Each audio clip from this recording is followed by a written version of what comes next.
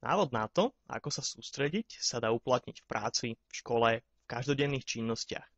Dobrá koncentrácia nie je sama o sebe zárukou úspechu, ale bez sústredenia to ide ťažko.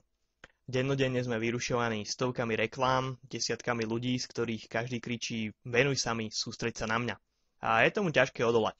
Samozrejme, všetky prínosy dobrej koncentrácie to je jedna vec a o tom je napísaných obrovské množstvo článkov.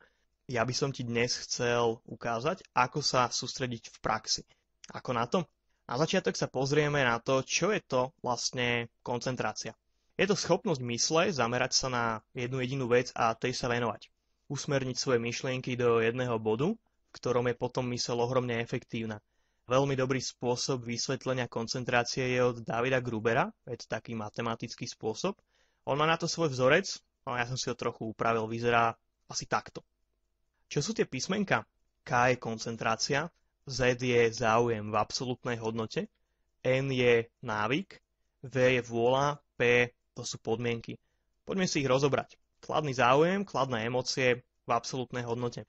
Čím väčší záujem o nejakú vec máš, tým sa ti lepšie sústredí. Nemáš problém niekomu vyrozprávať aj najmenšie detaily zo seriálu, ktorý si pred chvíľou dopozeral, ale prerozprávať niekomu význam tej klasistickej, nudnej básničky, tak to už je problém. Musíš cítiť nejaké emócie, byť nadšený pre svoju vec, to je jediná možnosť, ako sa sústrediť. Pri učení je to vtedy, keď sa ideš učiť niečo, čo ťa baví. A minule som sa učil z jednej knihy, ktorá ma úplne pohltila. Myslel som si, že sa budem vedieť naplno sústrediť tak 15-16 minút a veľmi som bol prekvapený, keď sa mi po hodine plného sústredenia vôbec nechcelo odísť. Ja som sa pozrel na hodinky a bol som prekvapený, že wow, že už ubehlo tak veľa času. Ak sa učíš zábavnými spôsobmi, si pre učenie nadšený, tak sa na učenie tešíš. A nemusí to byť samozrejme učenie do školy. Záporný záujem, záporné emócie v absolútnej hodnote. Toto je druhá možnosť, ako sa sústrediť. O tomto ľudia väčšinou nevedia. Sem patria emócie, ako je závisť, nenávisť, hnev. Závidíš niečo niekomu? To je predsa motivácia, aby si to aj ty získal. Chceš zase na druhej strane, aby tebe niekto závidel. To je úplne iný level motivácie. Pri učení sa to môže byť túžba učiteľovi ukázať, že je pako. Že ty to vieš dokonca lepšie ako on, túžba ponížiť niekoho, kto to nevie. Nie je to pozitívne, možno, že to nie je ani správne, ale funguje to. Návyk. Ako sa koncentrovať napríklad na písanie? To je smiešná otázka a robíš to každý deň. Pri písaní zapájaš desiatky svalov a robíš veľmi jemné pohyby. To je ale obrovský problém pre ľudí, ktorí písať nevedia a nikdy to nerobili. Máš niečo, v čom si dobrý? Tam nie je problém sústrediť sa. Tvoj cieľ by mal byť vybudovať si návyk na činnosti, ktorým sa chceš venovať. Predstav si, čo s tebou urobí návyk učiť sa každý deň aspoň niekoľko minút. Alebo zvyk zarábať peniaze. Ak si zvyknutý niečo robiť, je pre teba dokonca problém sa toho zbaviť. Vytváraj si správne návyky. Nie nadarmo sa hovorí, že zvyk je železná košela. Vôľa sústrediť sa. A ak nemáš návyk, tak je na sústredenie potrebná vôľa. Trochu sa popohnať k činnosti, ktorú chceš robiť. Hovorí sa, že silná vôľa dokáže všetko. A ako je to síce mýtus, ale ľudia s pevnou vôľou majú sústredenie jednoduchšie. Ak nemáš návyk, tak vôľa je to, čo musíš použiť, aby si ho vybudoval. Samozrejme, je ťažké len tak sa zobrať a sa, učiť, ak necítiš žiadne emócie. A ak nemáš návyk. Ten začiatok je vždycky najťažší.